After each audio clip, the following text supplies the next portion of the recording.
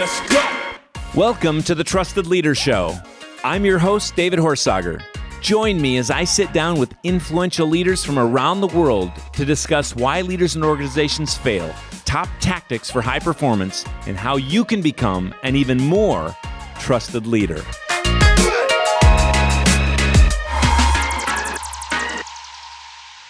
Hello, it's David Horsager on the Trusted Leader Show, and I'm back with you on a special episode, our 110th episode. We've had 109 amazing guests, from the founder of the Ritz-Carlton Hotel to entrepreneurs to admirals, and it has been a treat to see how people are building trusted leaders and organizations around the world, high trust cultures, and a whole lot of other things. So today, it's going to be just me, and I'm going to answer a few of the questions you've had about what we think about trust, how we actually build it, and how do we do that out of the Institute. So some of the background information, and then at the end, I've got a surprise for you that I'm going to share at the very end of this episode. So first, why trust? People keep asking me, but why trust? Well, it goes back to my graduate work, almost 2 decades ago. All the work we do out of the Institute, the work we've done across 6 continents, our certified partners around the world. Why trust? Because I believe trust is always the root issue. A lack of trust is always the biggest expense in an organization, in a family, in any relationship. We have to think of trust and see trust as the core issue. Then we can absolutely solve it. Otherwise, we don't solve it. People think it's an engagement issue. It never is. The only way to increase engagement is increasing trust. It's not a net promoter score issue at the core. In fact, the research even shows you have to increase trust to increase referrals. We don't have a leadership issue at the core. The only reason we follow a leader has something to do with trust. We don't have a sales issue. The only reason people buy has something to do with trust in the person, the product, or the service.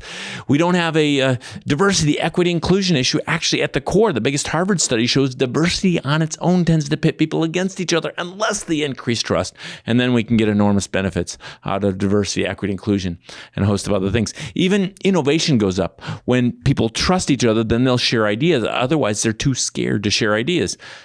What about in a classroom? How do we increase learning? There's only one way. We have to increase trust in the content, the teacher, or the psychological safety, or trust of the room.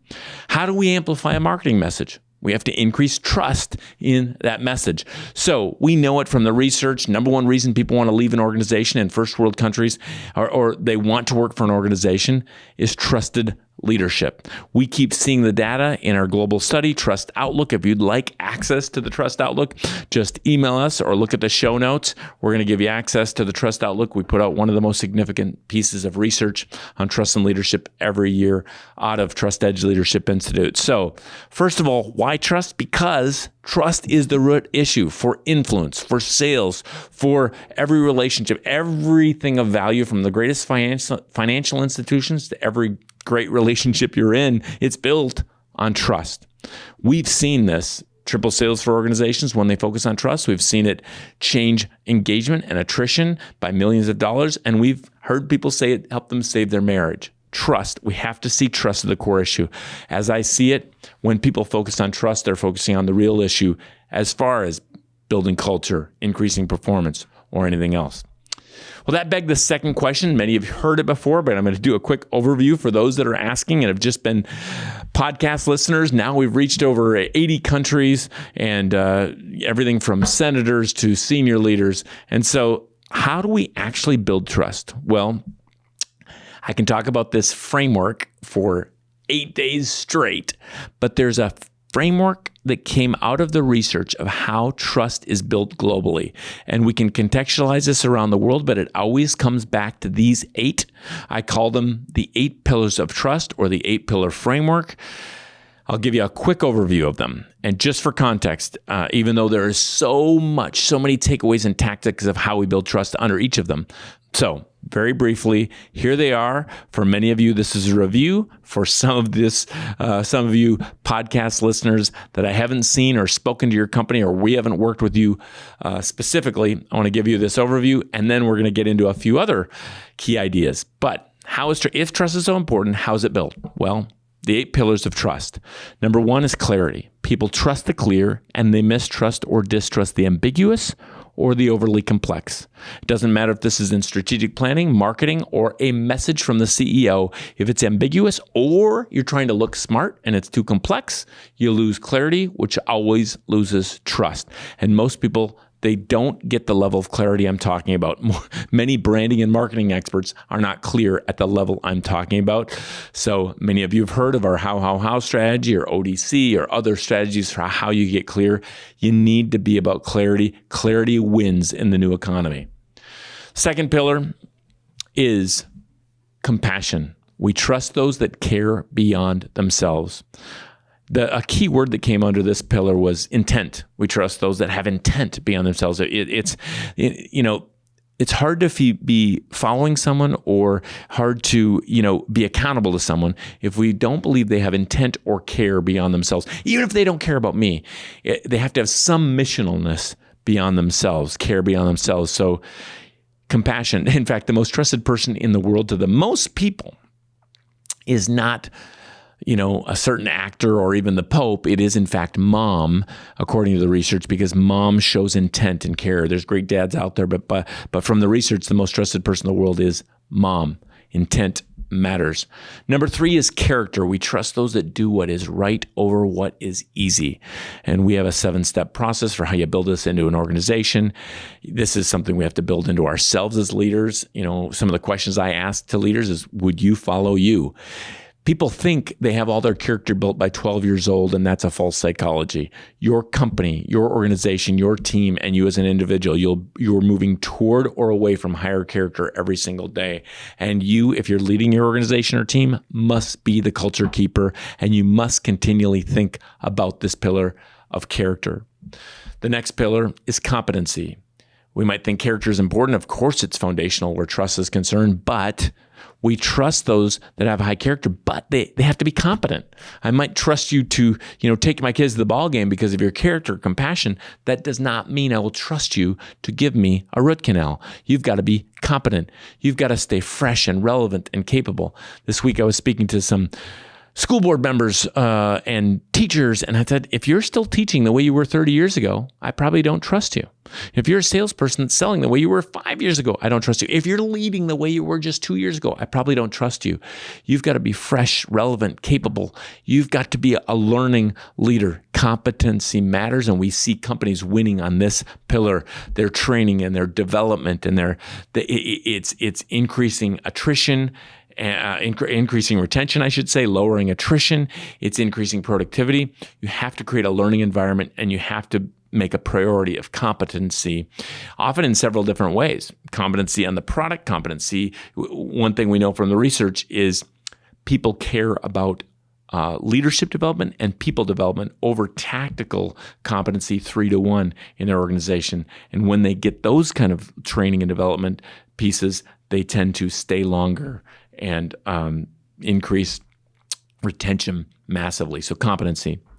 The next pillar is commitment. We trust those that stay committed even in the face of adversity. Commitment matters. If I think you're going to jump, whether it's a pandemic or something else tough that happens, I probably won't follow you or trust you. I need someone I know is going to be committed even when it's tough. And while this is not easy and there are mental illness issues and other things, if you're leading, we need to know you're going to be committed even though this is tough. If I take anybody in history or in my life that's left a legacy, my mom or dad or first grade teacher or Mandela or Martin Luther King or Gandhi or Jesus or Joan of Arc, anybody that's really left a legacy, they were committed to something beyond themselves, maybe to death. We trust those that are committed. The next pillar is connection, the willingness to connect and collaborate with others. If you think you got to always do it on your own, if you don't have humility, we know this. Those that are arrogant are opposed. Humility, a willingness to work with others, a willingness to collaborate, a willingness to connect. Connection matters. In companies, we'll see people incentivizing siloing. Maybe they're doing it by saying, you have to use up this budget and stop thinking about everybody else. Just think about yourselves. If you don't use it up, you're not getting it next year. We know that's a counterforce to this pillar of connection and collaboration. The second to last pillar is contribution, getting results. the number one word that came out of this funnel was results. You've got to contribute results. You can't just have compassion and character. You got to deliver results. We sometimes joke that, if I go in for surgery, let's say it's amputation, I could have a kind surgeon, a compassionate surgeon, but if they cut off the wrong leg, we still have a problem. You've got to deliver the results I expected or asked for. You can't just have compassion and character. You have to contribute results. However, you can't just contribute results. Either you have to do it with compassion, clarity, character, or you will also lose trust. The final pillar of the 8-pillar framework, or the 8 pillars of trust, is consistency. We trust those that are the same. There's consistency. It's maybe for good or bad, by the way, this pillar. If you're late all the time, I will absolutely trust you to be late. Consistency wins. The only way to build a reputation is consistency.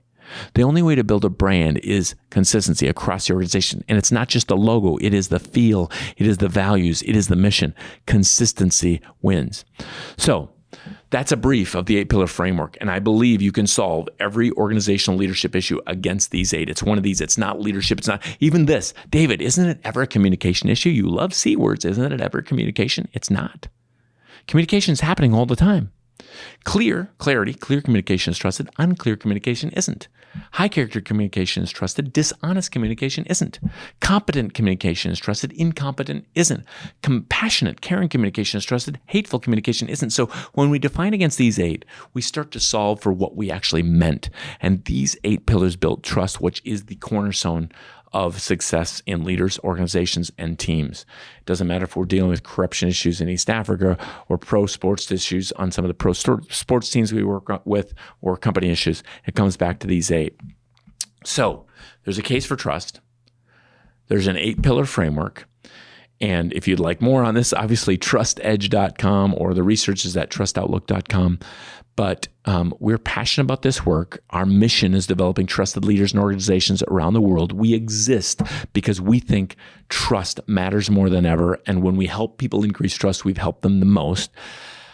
But people sometimes have asked us, well, how do you actually do this in an organization? Outside of the research you do, how do you actually roll it out? How do you actually create culture change? We've heard that you've dropped attrition or increased retention or tripled sales or whatever you've done for organizations. And we work with some of the top, universities and governments and businesses and educational institutions and police forces in the country. So how do we actually do it? Well, we break down our work to a simple acronym, ICE, I-C-E. We start by inspiring a shift of thinking around trust. I personally give about 100 keynotes a year around the world where I share this idea around trust, try to inspire a shift of thinking around trust, because people have the wrong idea about trust. It's more complex than we might think. Or someone might say, well, trust, that's just transparency. No, it's not. Some of your kids are so transparent on social media, I don't trust them for a second, because confidentiality is also trusted. So I want to wake people up to what trust is and exactly how it's built. And we have other people out of the Institute that share this message. And of course, over 100 certified partners and facilitators that share this trust work around the world. So that's inspire a shift of thinking. That might be an executive day with your team. That might be a keynote opening a national sales meeting. The C is clarify and measure. And that's, our consulting practice. That's where we're measuring trust in organizations. We're using our enterprise trust index built on 30 years of Accenture data and my grad work and, other things that measure trust, or our Trust Edge 360, or our team trust assessment, or our trusted customer assessment. These are 6 ways, tools, instruments that we use to measure trust, because when we can see the gap, we can actually close that gap. And we've had organizations say they saw a gap and saved $1 million in 1 week. When you see it, this is the great Peter Drucker, the management guru, said what gets measured gets managed. When we can see the gap, we can actually close that gap. And that's why we measure trust in organizations and governments and sports teams and so forth, that we want to measure it. If you're not measuring trust, I don't think you're measuring the right thing. We understand the frustration of overspending on training programs without seeing long-term culture change and measurable results. From decades of working with top brands and organizations, we have seen that building a high-performing, high-trust culture is the only way to create a lasting impact. High-trust leaders make the difference between a flavor of the month training initiative and measurable learning and development. Our community of TrustEdge certified partners is equipped with a suite of tools to build a high-performing, high-trust culture where people can perform at their best. So if you want to start solving the root issue in your organization and produce lasting results, head to trustedgeplatform.com to learn more. And now, back to the show. So the I is inspire, the C is clarify or measure, and the E in ICE stands for equip. We think if you don't equip people, your people, if you don't certify some people, license them, give them tools they can use ongoing, reinforce this message, give them a common language, then you just have a flavor of the month idea. And that doesn't tend to create culture change. So when we go serve organizations, we want to equip them. We can do that ongoing, or we can certify and license their people to use our content. We have an amazing, TrustEdge platform where people can use tools and reinforcement manuals and ideas and the video library and also measurement tools. And they get to be on our monthly calls where we're sharing new ideas and data and resources and research. And so we want to equip them. We also equip, independent executive coaches so they can use our tools with those that they serve at a high level. So that's our basic model. Under that, there's coaching and consulting, but there's inspire, shift of thinking, there's clarify and measure trust, and then there's equip people so they can drive trust into their organization. Of course, we've done this in everywhere from United Health to Toyota to Walmart to small companies and pro sports teams and whatnot. But I'm passionate about this work. People say, David, you're so passionate. When are you going to talk about something other than trust? Never. Why? What happened? Why'd you get so passionate? Well, I think what happened was, that grad work became interesting to people before anyone was really looking at trust in this way. I mean, very few people. When I did the research of research 20 years ago or so, there was relatively little or no research in the space like I was doing. And that gave me passion. But then, the book came out and that became a, bestseller and stuff. And that gave me passion. And then we use it in an organization. They said they dropped attrition costs by $2 to $4 million in 9 months. And that gave me passion. But maybe the biggest reason I'm so passionate is not just I've seen change in others and companies and leaders. It changed me along the way. It made me a better leader and a better dad and a better, husband. And I'm not perfect at any of the work that I teach, but I have seen it change even me. So that's how we think about it. We want to make sure we ice it, we inspire it and clarify it and equip people so they can ongoing change their world as far as trust is concerned. So our mission, developing trusted leaders and organizations around the world. We want to shift thinking around it by sharing the research. We want to show the case for trust. We want to give the 8-pillar framework. And as many of you know, we have a whole lot of tools under each of these 8 pillars, how, and ODC and 6 C's for contribution and a whole lot of others. So those are some of our tools. And many more that we give access to. We're with you. We also host the wonderful Trusted Leaders Summit every year where people come from around the world, senators to CEOs, come to that Trusted Leaders Summit. Those are some of the things some of you have been asking about. What do you do out of the Institute? The research, the events, the ICE process, and a host of other things. What we really try to do is solve for trust. We want to increase trust in leaders and organizations. When we do that, we think we help people and really our world the most. So on this 110th episode of the Trusted Leader Show, I want to say thank you for listening.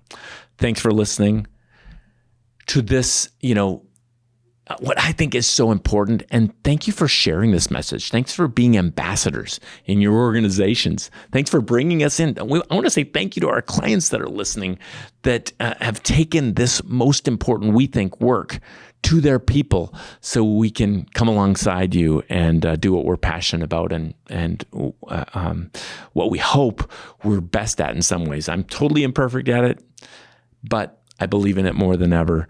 And so I want to say thank you to everyone. And I want to say one more thing before I get to the last question on every Trusted Leader Show. Before I get there, I'll say this.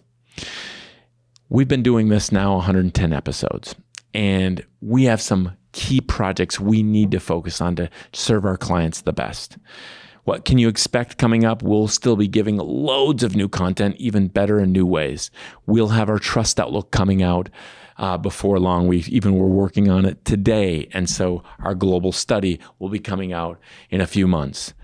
We are sharpening some things, even some technologies to make how we serve you better, our measurement tools and a host of other things. But because of all those focuses, we're going to take a short break on the podcast. So I want to let you know that ahead of time, we're taking a little break on the Trusted Leader Show. We're focusing on some urgent matters and our core that we are passionate about focusing on. Still, if you'd like me to come and speak or you'd like others on the Institute to serve you, we have margin for that. We're still measuring trust. We're making room so we can do more of that. And we're equipping people. Those are our three focuses. But with that, we're going to take a little break on the Trusted Leader Show podcast. And we will likely be picking it up again. So you'll find a lot on all the things I've talked about in the show notes, as usual, at trustedleadershow.com.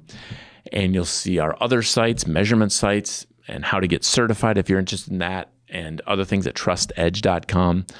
Now, I always end this show with every interview. I end with, who is a leader you trust and why? And I thought I'd tell you something about the commonality. I've heard people talk about mentors and parents, spouses, and best friends. And I thought it's interesting to me, I even thought about it. One of the people I trust the most is my dad, and I often tell a story about him when I'm keynoting. I talk about my wife, who I just trust so much, and we've been married this year just over 25 years, and my best friend Joe, and I've talked about other friends and other leaders and colleagues and staff that I trust, and I thought the commonality of all those 110 episodes of what people said, and even who I trust the most, they're often people that don't want something from you. They don't seem to have an ulterior motive. They go in it really, even if they're salespeople, they go in it with really, they believe in this thing and they want to give you this gift. They want you to have this so you can do better. They really care about you. And so I thought that was interesting as I thought through all the episodes. Who do people trust the most? Those that genuinely don't need to take or want to take something. They want to start by giving something. And my mentors, I have a couple board advisors and mentors right now that often quote Zig Ziglar, who said, you can have about anything you want in your life if you help others people get what they want or give to them first. There's some truth in that. For now, this has been the 110th episode of the Trusted Leader Show. Thank you so much for joining our mission of building trusted leaders and organizations around the world.